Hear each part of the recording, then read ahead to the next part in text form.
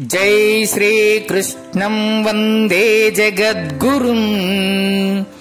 సత్వరజస్తమో గుణముల యొక్క లక్షణములను పేర్కొనుచున్నారు.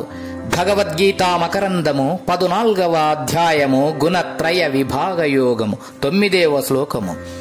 సత్వం సుఖే సజ్ఞయతి రజః కర్మాణి భారత, జ్ఞానమావృత్యతు తమః ప్రమాదే సజ్ఞయత్యుత.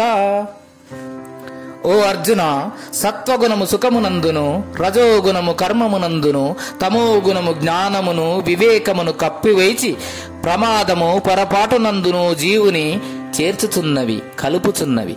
ఆశ్చర్యము! ఇంతదనుక చెప్పిన భావములనే బోధనా దారుఢ్యముల కొరకై మరలా తెలియజేయుచున్నారు. సత్వగుణము ప్రాపంచిక సుఖమునందును, రజోగుణము ప్రాపంచిక కర్మయందును, తమోగుణము నిద్రా ప్రమత్తతలయందును జీవుని చేర్చుచున్నవి.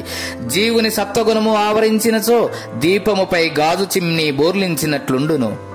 జీవుని రజోగుణము ఆవరించినచో దీపముపై అలకని గంప బోర్లించినట్లుండును. జీవుని తమోగుణము ఆవరించినచో దీపముపై కుండ బోర్లించినట్లుండును అని శ్రీరామకృష్ణ పరమహంస ఒక సందర్భమున తెలిపియుండిరి. కావున మూడును, జ్ఞానదీపమును ఆత్మదీపమును ఏదో విధముగా కప్పునవే అయిండుటచే వానిని దాటి వైచి ఆత్మస్థానమును జీవుడు చేరవలసియున్నది.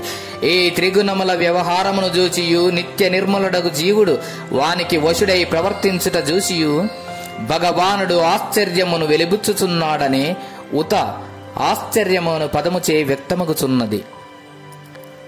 ఆ గుణములను గూర్చే ఇంకను వివరముగా చెప్పుచున్నారు. భగవద్గీతా మకరందము 14వ అధ్యాయము గుణత్రయ విభాగ యోగము 10వ శ్లోకము. రజస్తమశ్చాభిభూయ సత్వం భవతి భారత, రజసత్వం తమశ్చైవ తమస్సత్వం రజస్తదా.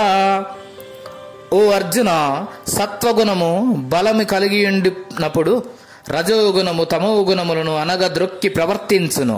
అట్లే రజోగుణము సత్వగుణ తమోగుణములను, తమోగుణము సత్వగుణ రజోగుణములను అనగదొక్కి ప్రవర్తించును. సత్వాది త్రిగుణములందును ఎయ్యది జీవుని అధికముగా నుండునో అది తక్కిన వానిని అనగద్రొక్కి వర్తించుచుండును. కావున సాధకుడు మొట్టమొదట సత్వగుణమును బాగుగా నభ్యసించి దానిచే రజోగుణ తమోగుణములను తొక్కి వైచి ఆ పిదప సత్వగుణమును కూడా దాటి నిర్గుణ పరమాత్మస్థానమును చేరవలయును. భగవద్గీతా మకరందము. గీతాచార్యులు.